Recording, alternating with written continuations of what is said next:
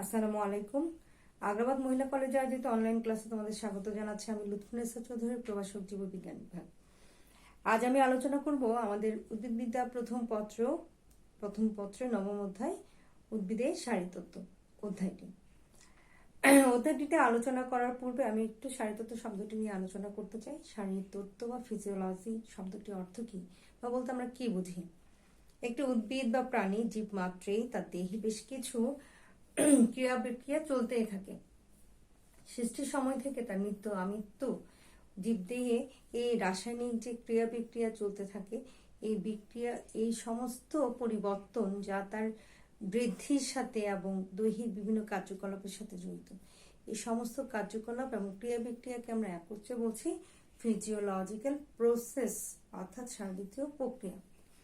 উদ্ভিদের দেহে শারীরবৃত্তীয় প্রক্রিয়াগুলোর মধ্যে রয়েছে উল্লেখযোগ্য প্রক্রিয়াগুলো হচ্ছে মূলের সাহায্যে মাটি হতে পানি শোষণ, লবণ পরিশোষণ, রসোত্তোলন, সে সাথে হচ্ছে প্রসেদন, অর্থাৎ উদ্ভিদের দেহে প্রয়োজনীয় পানি এবং লবণটা মাটি থেকে গ্রহণ, দেহের ভিতর তার প্রয়োজন পূরণ, সেই প্রসেসটা সম্পূর্ণ হওয়া এবং প্রয়োজনীয় কার্যকলাপ সম্পূর্ণ হওয়া। সেই প্রয়োজনীয় কার্যকলাপগুলোর মধ্যে রয়েছে আমাদের উদ্ভিদের দেহে সংগঠিত প্রয়োজনীয় কার্যকলাপগুলো হচ্ছে সালোক সংশ্লেষণ, অর্থাৎ গৃহীত পানি সালোক সংশ্লেষণ প্রক্রিয়া খাদ্য তৈরিতে ব্যবহৃত হয় বা একটি মূল উপাদান হিসেবে কাজ করে থাকে।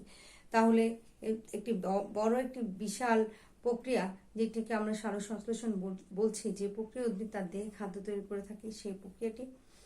আবার আরো একটি প্রক্রিয়া হচ্ছে শ্বসন, অর্থাৎ গৃহীত উপাদানগুলোকে কাজে লাগিয়ে খাদ্য তৈরি প্রক্রিয়াটিকে বলা হচ্ছে সালোক সংশ্লেষণ, এবং সেই গৃহীত তৈরিকৃত খাদ্যটি দেহের মধ্যে জমা রাখা হয় এবং সেটাকে ভেঙে তা হতে শক্তি উৎপাদন করার এই প্রক্রিয়াটিকে বলা হচ্ছে শ্বসন।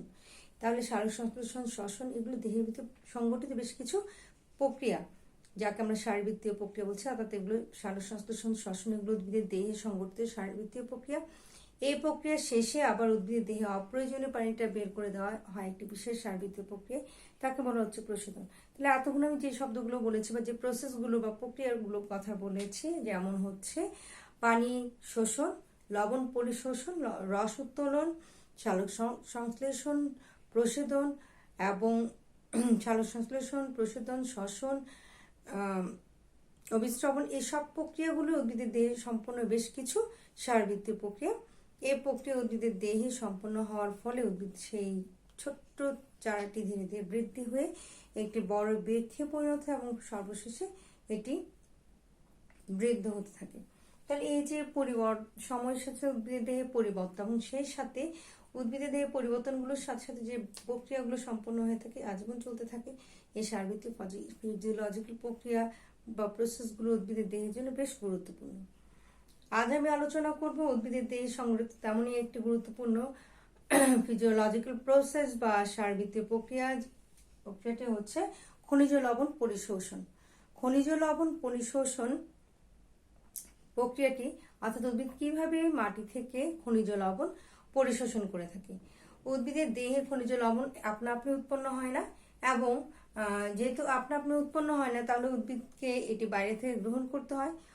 আমরা জানি উদ্ভিদের বাইরে থেকে গ্রহণ করা অঙ্গগুলো হচ্ছে পাতা এবং তার মূল, কারণ পুরো কাণ্ডটি হচ্ছে একটি নিরেট বেশ পুরো জড় প্রাচীর বা কোষ প্রাচীর দিয়ে আবৃত থাকে। তাহলে বাকল যাকে বলছি আমরা, তাহলে উদ্ভিদের দেহে গ্রহণ করা গৃহীত অঙ্গগুলো হচ্ছে আমাদের উদ্ভিদের পাতা এবং উদ্ভিদের মাটির নিম্নাংশে অবস্থিত উদ্ভিদের মূলের সাহায্যে উদ্ভিদ মাটি থেকে যেভাবে মাটির ভিতর থেকে কৌশিক পানিগুলো গ্রহণ করে থাকে, অর্থাৎ পানি শোষণের ক্ষেত্রে, ঠিক একইভাবে মাটিতে অবস্থিত খনিজ লবণগুলোকে উদ্ভিদ তার মূলের শীর্ষে অবস্থিত একেবারে নবসৃষ্ট কোষগুলো বা নতুন কোষগুলোর মাধ্যমে লবণ পরিশোষণ করে থাকে। অর্থাৎ তার লবণ পরিশোষণ অঙ্গ হচ্ছে মূলের অগ্রাগ্রে, অর্থাৎ মূলের সর্বাগ্রে অবস্থিত নবসৃষ্ট কোষগুলো বা নতুন কোষগুলো। এই নতুন সৃষ্ট কোষগুলো খুব দ্রুত তাদের কোষ প্রাচীর এবং কোষ ঝিল্লি বেশ সুগঠিত থাকে এবং এর মাধ্যমে সে খুব দ্রুত উদ্ভিদ মাটি থেকে লবণ পরিশোষণ করতে পারে। উদ্ভিদ যে লবণগুলো মাটির নিচ থেকে পরিশোষণ করে থাকে সেই সেগুলো আমি এখানে আজকে আলোচনা করব। তার আগে একটু একটা কথা বলতে চাই, উদ্ভিদের দেহে লবণ পরিশোষণ প্রক্রিয়াটি কেন গুরুত্বপূর্ণ। উদ্ভিদের দেহে বৃদ্ধির জন্য এবং তার দেহে বিভিন্ন ধরনের প্রক্রিয়া সম্পন্ন করার জন্য 17টি গবেষণা লব্ধভাবে 17টি মৌল রয়েছে, যে 17টি মৌল না হলে উদ্ভিদের দেহে বৃদ্ধি সাধন এবং বিভিন্ন ধরনের রাসায়নিক প্রক্রিয়া সম্পন্ন হওয়া এবং সারবৃত্তীয় প্রক্রিয়াটিকে অনেক সময় প্রভাবক হিসেবে কাজ করে মৌলগুলো। এই মৌল 17টি গবেষণালব্ধ বা প্রতিষ্ঠিত 17টি মৌল উদ্ভিদের দেহে অত্যাবশ্যক। এদের অভাব পরিলক্ষিত হলে এদের পরিবর্ধন এবং সারবৃত্তীয় প্রক্রিয়া বিঘ্নিত হতে পারে। সুতরাং উদ্ভিদের দেহে সঠিক বৃদ্ধি এবং সারবৃত্তীয় প্রক্রিয়া অনগোয়িং থাকার জন্য, অর্থাৎ প্রসেসটা অনগোয়িং থাকার জন্য বা সম্পন্ন হওয়ার জন্য উদ্ভিদের অবশ্যই এই 17টি মৌল অত্যাবশ্যক। এই 17টি মৌল কিন্তু উদ্ভিদ মাটির নিচ থেকে গ্রহণ করে থাকে না। তার মধ্যে কার্বন, হাইড্রোজেন এবং অক্সিজেন উদ্ভিদ বাইরে থেকে গ্রহণ করে থাকে। আমি আবারও বলছি, বাইরে থেকে গ্রহণ করে। আবারও বলছি, উদ্ভিদ 17টি অত্যাবশ্যকের এই 17টি মৌল থেকে শুধুমাত্র কার্বন, হাইড্রোজেন এবং অক্সিজেন বায়ু থেকে গ্রহণ করে থাকে। আর বাদ বাকি 14টি মৌল সে মাটির নিচ থেকে গ্রহণ করে থাকে, মূলের সাহায্যে মাটির নিচ থেকে গ্রহণ করে থাকে। এই 17টি অত্যাবশ্যকীয় 17টি মৌলকে উদ্ভিদের প্রয়োজন অনুযায়ী দুটি ক্যাটাগরিতে ভাগ করা যায়। প্রথম ক্যাটাগরি হচ্ছে আমাদের ম্যাক্রোমৌল বলছে একে। ম্যাক্রোমৌল অর্থাৎ উদ্ভিদের দেহে যে মৌলগুলোর প্রয়োজনীয়তা সর্বাধিক বা অধিক প্রয়োজন, অনেক বেশি পরিমাণে প্রয়োজন, সেই মৌলগুলোকে আমরা ম্যাক্রোমৌল বলছি। সাধারণত আমরা যেভাবে তালিকাবদ্ধ করেছি 17টি মৌলকে, তার সে তালিকা অনুযায়ী 1 থেকে 9 নাম্বার মৌলগুলো হচ্ছে উদ্ভিদের ম্যাক্রোমৌল। সেগুলো কি কি এখানে দেখতে পাচ্ছি আমরা বোর্ডে। আমি ম্যাক্রোমৌলকে তালিকাবদ্ধ করেছি: hydrogen, carbon, oxygen, nitrogen, potassium, calcium এবং হচ্ছে ম্যাগনেসিয়াম, ফসফরাস এবং সালফার। আমি আবারও বলছি, hydrogen, carbon, oxygen, nitrogen, potassium, calcium, magnesium, phosphorus এবং সালফার। এই 9টি মৌল 1 থেকে 9 নাম্বার তালিকাবদ্ধ। এই 9টি মৌল উদ্ভিদের জন্য অনেক অধিক পরিমাণে প্রয়োজন এবং অধিক প্রয়োজনীয়তার দিক থেকে তার পরিমাণ এবং গুরুত্ব বেশ গুরুত্ব রয়েছে, তাই এদিকে আমরা ম্যাক্রোমৌল বলছি। এছাড়া উদ্ভিদের সঠিক পরিবর্ধন সম্ভব নয়। বাদ বাকি যে 10 থেকে 17টি মৌল, বাকি 8টি মৌল উদ্ভিদের অবশ্যই প্রয়োজন, অত্যাবশ্যক, তবে তার পরিমাণ কম পরিমাণে প্রয়োজন হয়, তাই এদিকে মাইক্রোমৌল বলা হচ্ছে। অর্থাৎ উদ্ভিদের দেহে মৌলগুলোর প্রয়োজনীয়তার উপর ভিত্তি করে এদিকে দুই ভাগে ভাগ করেছি আমরা। ম্যাক্রো অর্থাৎ অধিক পরিমাণে প্রয়োজন হয়, বেশি পরিমাণে প্রয়োজন হয়, তাই 1 থেকে 9 নং মৌল পর্যন্ত সমস্ত 9টি মৌল হচ্ছে উদ্ভিদের সবচেয়ে বেশি প্রয়োজন হয় ম্যাক্রোমৌল। এবং প্রয়োজনীয়তার দিক থেকে যেটা একটু কম প্রয়োজন হয়, কম পরিমাণে প্রয়োজন হয়, সেই প্রয়োজনীয়তার ভিত্তিতে এগুলোকে বাকি 10 থেকে 17 এই 8টি মৌলকে মাইক্রোমৌল বলা হচ্ছে। দেখে আমরা সেগুলো কি কি। এগুলো হচ্ছে chlorine, bromine, iron, manganese, zinc, copper, sodium এবং মলিবডেনাম। এই 8টি মৌল উদ্ভিদের জন্য অত্যাবশ্যক, তবে কম পরিমাণে প্রয়োজন হয়ে থাকে। এই 17টি মৌল উদ্ভিদের প্রয়োজন। এই 17টি মৌল উদ্ভিদ কিভাবে গ্রহণ করে থাকে। উদ্ভিদের এই লবণ পরিশোষণ প্রক্রিয়াটি, আমি আবারও বলবো, উদ্ভিদ যেহেতু মাটির নিচ থেকে খনিজ লবণ গ্রহণ করে থাকে, তাহলে মাটির নিচে অবস্থিত খনিজ লবণগুলো ব্যাপন খুব স্বাভাবিক একটি প্রক্রিয়া হচ্ছে ব্যাপন প্রক্রিয়া।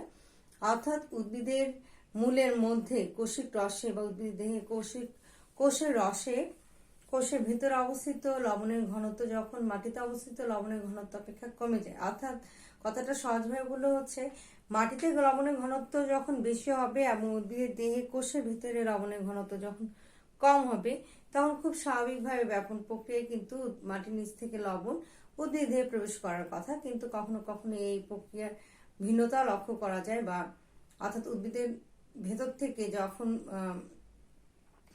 উদ্ভিদ কোষের মধ্য থেকে লবণ মাটিতে চলে যাওয়া প্রবণতা থাকার কথা, কিন্তু এটার ব্যাপন প্রক্রিয়ার বিরুদ্ধে গিয়ে মাটি থেকে মাটিতে অবস্থিত খনিজ লবণের আয়নগুলো উদ্ভিদ দেহে প্রবেশ করে থাকে।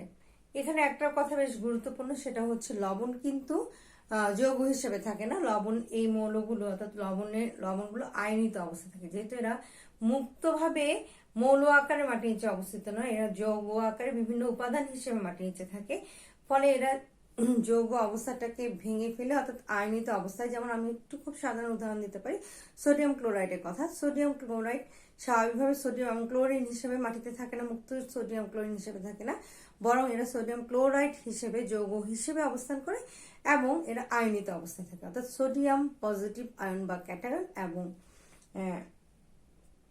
ক্লোরিন বা অ্যানায়ন হিসেবে থাকে, নেগেটিভ আয়ন হিসেবে থাকে।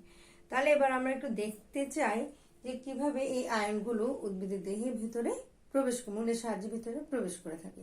স্বাভাবিকভাবে ব্যাপন প্রক্রিয়ায় উদ্ভিদের দেহ থেকে কখনো কখনো আয়নগুলো মাটিতে চলে যাওয়ার কথা, বা মাটিতে যখন আধিক্য কমে যাবে তখন মাটির নিচ থেকে আয়নগুলো উদ্ভিদের দেহে চলে আসার কথা।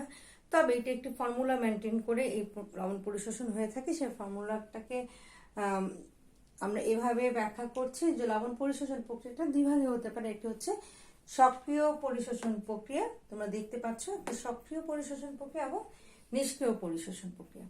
সক্রিয় পরিশোষণ প্রক্রিয়া কি, যখন উদ্ভিদ তার প্রয়োজন অনুযায়ী নিচ থেকে মাটির নির্দিষ্ট কোনো আয়নকে মাটির নিচ থেকে বেছে নিয়ে গ্রহণ করবে, অর্থাৎ সক্রিয়ভাবে গ্রহণ করবে, তখন তাকে আমরা বলছি সক্রিয় পরিশোষণ প্রক্রিয়া। আমি ব্যাপারটা আরেকবার বলছি।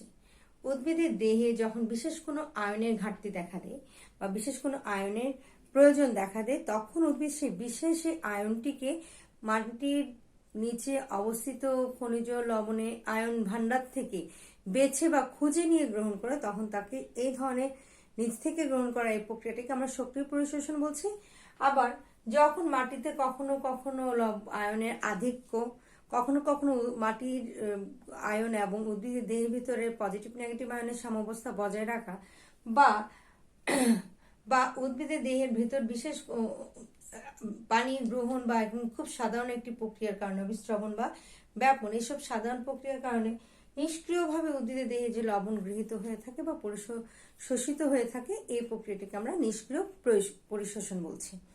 তাহলে উদ্ভিদ দেহে দুটো প্রক্রিয়ায় বলবৎ আছে, একটা হচ্ছে সক্রিয় পরিশোষণ আর একটা হচ্ছে নিষ্ক্রিয় পরিশোষণ। সক্রিয় পরিশোষণ প্রক্রিয়াটি ব্যাখ্যা করতে গিয়ে তিন ধরনের মতবাদ অ্যাকসেপ্টেড হয়েছে, অর্থাৎ তিন ধরনের মতবাদ গ্রহণযোগ্যতা পেয়েছে। একটি মতবাদ হচ্ছে লুন্ডেগর মতবাদ, আরেকটা হচ্ছে প্রোটন অ্যানায়ন মতবাদ, যাকে প্রোটন অ্যানায়ন কো ট্রান্সপোর্ট মতবাদ বলা হচ্ছে, আরেকটা হচ্ছে লেসিথিন বাহক মতবাদ। এক্ষেত্রে আমি একটু বলি, আবারও বলছি, সক্রিয় পরিশোষণ প্রক্রিয়া ব্যাখ্যা করতে গিয়ে যে বিভিন্ন ধরনের মতবাদ আছে, তার মধ্যে তিনটি মতবাদ গ্রহণযোগ্যতা পেয়েছে। একটা হচ্ছে লুন্ডেগর মতবাদ, প্রোটন অ্যানায়ন কো ট্রান্সপোর্ট মতবাদ, লেসিথিন বাহক মতবাদ। এবং নিষ্ক্রিয় পরিশোষণ ব্যাখ্যা করতে গিয়ে যে কয়টি মতবাদ আছে, তার মধ্যে সবচেয়ে গ্রহণযোগ্য মতবাদগুলো হচ্ছে ব্যাপন মতবাদ, আয়ন বিনিময় মতবাদ, ডোনান সাম্যাবস্থা এবং ব্যাপক প্রবাহ মতবাদ। আমি পরপর ক্রমান্বয়ে প্রত্যেকটি মতবাদ নিয়ে তোমাদেরকে আলোকপাত করছি। প্রশ্নটি সাধারণত এইভাবে আসে যে লবণ পরিশোষণ প্রক্রিয়াটি ব্যাখ্যা করো। তো স্বাভাবিকভাবেই আমাদেরকে সক্রিয় এবং নিষ্ক্রিয় দুটো প্রক্রিয়ায় ব্যাখ্যা করে বুঝিয়ে বলতে হবে। আর একটি সাধারণ অনুধাবনমূলক প্রশ্ন হচ্ছে উদ্ভিদের অত্যাবশ্যকীয় মৌলগুলো কি কি, লিখো। তো স্বাভাবিকভাবে অত্যাবশ্যক মৌল 17টি ম্যাক্রো এবং মাইক্রো বলে এবং তাদের নামগুলো আমাদের উল্লেখ করতে হবে। তো দুটো প্রশ্ন নিয়ে আজকে আমি আলোচনা করছি। তো চলে যাচ্ছে আমি লবণ পরিশোষণ প্রক্রিয়ায়, যেখানে আমি আলোকপাত করবো আজকে সক্রিয় পরিশোষণ এবং নিষ্ক্রিয় পরিশোষণ উপর। সক্রিয় পরিশোষণ প্রক্রিয়ায় উদ্ভিদ যখন তার প্রয়োজন অনুযায়ী নির্দিষ্ট কোনো বা বিশেষ কোনো আয়ন গ্রহণ করে থাকে, সেই প্রক্রিয়ার ক্ষেত্রে একটি মতবাদ হচ্ছে লুন্ডেগর মতবাদ। লুন্ডেগর মতবাদ অনুযায়ী উদ্ভিদের দেহে সাইটোক্রোম বাহক হিসেবে কাজ করে। আমি আবারও বলছি, এক্ষেত্রে বিজ্ঞানী লুন্ডেগরের মতে উদ্ভিদ দেহে সাইটোক্রোম বাহক হিসেবে কাজ করে থাকে। এক্ষেত্রে উদ্ভিদ দেহে যখন ক্যাটায়ন এবং অ্যানায়ন অবস্থায় লবণগুলো আয়নিত অবস্থায় থাকে, তখন যে কোনো একটি লবণ, সাপোজ ধরতে পারে আমরা সোডিয়াম ক্লোরাইড, এরকম যে কোনো একটি আয়ন ভেঙে গিয়ে পজিটিভ আয়নটা, অর্থাৎ লবণটি ভেঙে গিয়ে প্রথমে কি হয়ে যাবে, প্রোটন অর্থাৎ পজিটিভ আয়ন এবং নেগেটিভ আয়ন বা ইলেকট্রনে বিভক্ত হয়ে যাবে। ইলেকট্রনটি সাইটোক্রোম চেইনের মাধ্যমে বাহিত হয়ে কোষের বাইরে চলে যাবে এবং বাইরে গিয়ে অক্সিজেন এবং প্রোটনকে গ্রহণ করে একটি মৌল বা একটি নির্দিষ্ট লবণ গঠন করবে। অর্থাৎ কথাটা আমি আরেকটু বুঝিয়ে বলছি।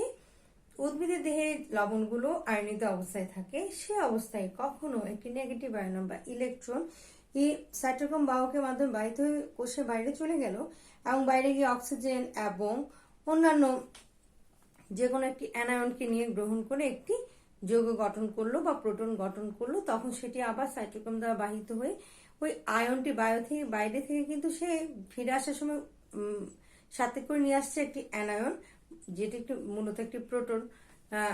বাইরে থেকে একটি অ্যানায়নকে সাথে করে নিয়ে এসে সে কোথায় প্রবেশ করলো, এখন আবার কোষে প্রবেশ করলো। তাহলে এই ফলে এই মতবাদ অনুযায়ী এভাবে প্রত্যেকবারই কিন্তু একটি প্রোটন সাইটোক্রোমের মাধ্যমে বাহিত হয়ে কোষের বাইরে যাচ্ছে এবং নতুন করে একটি অ্যানায়নকে, তবে এক্ষেত্রে উদ্ভিদ তার প্রয়োজনীয় বিশেষ সেই অ্যানায়নকে বেছে নিয়ে আসে এবং বিজ্ঞানী লুন্ডিগরের মতে এই প্রক্রিয়ায় উদ্ভিদ সক্রিয়ভাবে প্রয়োজন পূরণের জন্য বাইরে থেকে বিশেষ কোনো লবণের আয়নকে পরিশোষণ ঘটায়। তারপর রয়েছে আমাদের প্রোটন অ্যানায়ন কো-ট্রান্সপোর্ট মতবাদ। এই মতবাদ অনুযায়ী উদ্ভিদের দেহে একটি প্রোটন অ্যানায়ন কো-ট্রান্সপোর্ট সিস্টেম চালু আছে, অর্থাৎ একটি বিশেষ আয়নকে আনার জন্য একটি বিশেষ প্রোটন বা প্রোটিন ব্যবহৃত হয়। এক্ষেত্রে একটি বিশেষ প্রোটন সেই নির্দিষ্ট অ্যানায়নকে বাইরে থেকে আনার জন্য বাইরে চলে যায়, অর্থাৎ কো-ট্রান্সপোর্টেশন প্রক্রিয়ায় বাইরে গমন করে এবং সেই নির্দিষ্ট অ্যানায়নের সাথে যৌগ গঠন করে বা সেই নির্দিষ্ট আয়নটিকে একতাবদ্ধ করে আবার কোষের ভেতরে প্রবেশ ঘটায়। এই ক্ষেত্রে একটি প্রোটন রিসেপ্টর ফোর্স গঠিত হয়। যেভাবে একটি প্রোটন কোষের বাইরে গমন করে, ঠিক একইভাবে ভেতরে প্রবেশের জন্য একটি প্রোটন অ্যাকসেপ্টর বা রিসেপ্টর ফোর্স থাকার কারণে খুব সহজে প্রোটনটি বাইরে থেকে সেই সুনির্দিষ্ট অ্যানায়নকে এনে ভেতরে প্রবেশ করতে পারে। এরপর চলে যাচ্ছে আমরা লেসিথিন বাহক মতবাদ। লেসিথিন বাহক মতবাদ কি?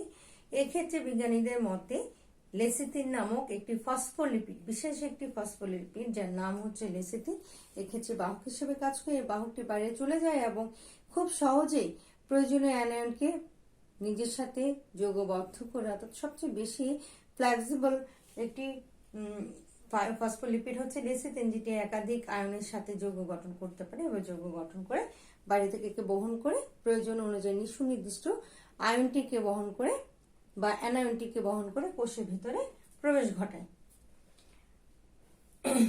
বেশিরভাগ ক্ষেত্রে সক্রিয় এবং নিষ্ক্রিয় পরিশোষণ প্রক্রিয়ায় সাধারণত এটাই ধারণা করা হয়ে থাকে যে লবণের প্রয়োজনীয় আয়নগুলো সাধারণত ক্যাটায়ন বা অ্যানায়ন হয়ে থাকে, তবে সেটা কখনো কখনো ক্যাটায়নও হতে পারে। সেজন্য আমরা এখানে সুনির্দিষ্টভাবে অ্যানায়ন বা ক্যাটায়ন না বলে আমার মনে হয় আয়ন বললে সবচেয়ে বেটার হয়ে থাকে, বা আমরা উল্লেখ করার সময় কথাটা এইভাবে বলবো, তাহলে সুনির্দিষ্ট আর উদাহরণের প্রয়োজন হবে না। এরপর আমি চলে যাচ্ছি নিষ্ক্রিয় পরিশোষণ প্রক্রিয়া। নিষ্ক্রিয় পরিশোষণ প্রক্রিয়া একটি হচ্ছে ব্যাপন মতবাদ। ব্যাপন মতবাদ কি? আমরা জানি ব্যাপন প্রক্রিয়ায় কম ঘন অঞ্চল থেকে বেশি ঘন দিকে চলে যায়। আমি আবারও বলছি, ব্যাপন প্রক্রিয়ায় সাধারণত আমরা জানি পারফিউমের শিশি, অর্থাৎ সে ঘন অঞ্চল থেকে কম ঘন অঞ্চলের দিকে পরিবাহিত হবে। ব্যাপন প্রক্রিয়ায় যদি কখনো উদ্ভিদের দেহে মূলের কোষে অবস্থিত লবণের আয়নের ঘনত্ব কম হয়, কিন্তু মাটিতে অবস্থিত লবণের আয়নের ঘনত্ব বেশি হয়ে থাকে, তখন এই ব্যাপন মতবাদ অনুযায়ী নিষ্ক্রিয়ভাবে, অর্থাৎ উদ্ভিদের প্রয়োজন ছাড়াই মাটি থেকে অধিক আয়নের ঘনত্ব অধিক হওয়ার কারণে অধিক পরিমাণে ক্যাটায়ন এবং অ্যানায়ন উদ্ভিদের দেহের ভেতরে প্রবেশ করবে, উদ্ভিদের মূলের কোষের ভেতরে প্রবেশ করবে। অর্থাৎ মাটিতে অবস্থিত কৌশিক পানিতে অবস্থিত লবণের ঘনত্ব এবং উদ্ভিদের মূলের কোষে অবস্থিত লবণের ঘনত্বে সাম্যাবস্থা মেনটেন করার জন্য ব্যাপন প্রক্রিয়ায় লবণের প্রবাহ চলতে থাকবে মাটি থেকে আপনা আপনি প্রয়োজন ছাড়াও কোনো ধরনের ইনস্ট্রাকশন ছাড়া বা অনুমোদন ছাড়াই উদ্ভিদের মূলের কোষে প্রবেশ করবে, ফলে এই নিষ্ক্রিয়ভাবে উদ্ভিদ দেহে লবণের এভাবে এই প্রক্রিয়ায় লবণ পরিশোষিত হয়ে থাকে। একে ব্যাপন মতবাদ বলা হয়। আরো একটি মতবাদ হচ্ছে আয়ন বিনিময় মতবাদ। আয়ন বিনিময় মতবাদ কি? সাধারণত উদ্ভিদের দেহে যখন কোনো একটা সুনির্দিষ্ট আয়ন অধিক হয়ে যায় তখন সাম্যাবস্থা বজায় রাখার জন্য স্বাভাবিকভাবে বাইরে থেকে বা মাটি থেকে অপর একটি আয়ন ভিতরে প্রবেশ করতে থাকে। যেমন বলতে পারি আমরা যে একটি পজিটিভ আয়ন যদি কোষের থেকে কোষের বাইরে চলে যায় বা কোনো কারণে, যেমন হচ্ছে সোডিয়াম যদি কোষ থেকে বা একটা হাইড্রোজেন আয়ন কোষ থেকে কোষের বাইরে চলে গেল, সেক্ষেত্রে আয়নের সাম্যাবস্থা বজায় রাখার জন্য, অর্থাৎ নেগেটিভ আয়ন বা নেগেটিভ চার্জ মূলের কোষে নেগেটিভ চার্জের আধান বেড়ে গেল, কিন্তু এই সাম্যাবস্থা বজায় রাখার জন্য বাইরে থেকে সোডিয়ামের হাইড্রোজেনের মতো পজিটিভ একটি আয়ন সোডিয়াম উদ্ভিদের মূলের কোষে প্রবেশ করবে এবং এই সাম্যাবস্থাকে বজায় রাখবে। অর্থাৎ নেগেটিভ চার্জের আধানকে বেশি হতে দিবে না, পজিটিভ আয়ন বাইরে থেকে অন্য একটি পজিটিভ আয়ন বা ক্যাটায়ন প্রবেশ করে এই সাম্যাবস্থা বজায় রাখবে। একইভাবে বলতে পারি যে হাইড্রক্সিল আয়ন যদি উদ্ভিদের কোষ থেকে মূলের কোষ থেকে মাটিতে চলে যায়, সেক্ষেত্রে মাটি থেকে একটি ক্লোরিন আয়ন সাধারণত আবার উদ্ভিদের মূলের কোষে প্রবেশ করে অ্যানায়নের আধান বা নেগেটিভ চার্জকে সাম্যাবস্থায় নিয়ে আসে। আরেকটি মতবাদ হচ্ছে ডোনান সাম্যাবস্থা। ডোনান সাম্যাবস্থাটি হচ্ছে বিজ্ঞানী ডোনানের মতে উদ্ভিদের দেহের ভিতরে অব্যাপনযোগ্য কোনো একটি নেগেটিভ চার্জ স্থির অবস্থায় থেকে থাকে। এটি কখনোই অন্য কারোর সাথে যৌগ গঠন করে না, অর্থাৎ সাম্যাবস্থা বজায় রাখার জন্য কোনো কাজ করে না। সেক্ষেত্রে একটি স্থির নেগেটিভ চার্জকে সাম্যাবস্থা বজায় রাখার জন্য স্বাভাবিকভাবে উদ্ভিদের কোনো অ্যাক্টিভেশন ছাড়াই মাটি থেকে অন্যান্য পজিটিভ চার্জগুলো বা অপ্রয়োজনীয় বা অনির্দিষ্ট কোনো একটি পজিটিভ আয়ন উদ্ভিদের মূলের কোষে প্রবেশ করে থাকে এবং এই সাম্যাবস্থাটা স্থির বজায় রাখে। একে ডোনান সাম্যাবস্থা বলা হয়। এবং সর্বশেষ যে মতবাদ সেটা হচ্ছে ব্যাপক প্রবাহ মতবাদ। আমরা জানি উদ্ভিদের দেহে মূলের মাধ্যমে লবণ এবং পানি পরিশোষিত হয়। কৌশিক পানি অর্থাৎ মাটির নিচে অবস্থিত কৌশিক পানি উদ্ভিদের দেহের প্রয়োজন অনুযায়ী উদ্ভিদের মূলের মাধ্যমে প্রবেশ করে থাকে।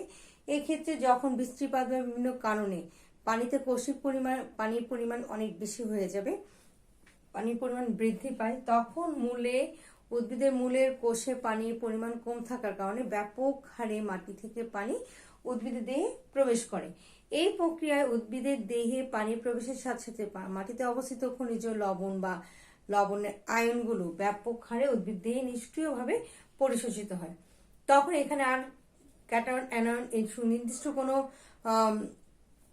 আয়ন গ্রহণের প্রবণতা থাকে না, বরং ব্যাপক হারে ক্যাটায়ন এবং অ্যানায়ন প্রবেশ করার পর অবশেষে এই পানির সাম্যাবস্থা নিশ্চিত হওয়ার পর আয়নের সাম্যাবস্থা নিশ্চিত করার জন্য আবারও সক্রিয় বা নিষ্ক্রিয় প্রক্রিয়ায় লবণ পরিশোষণ চলতে থাকে।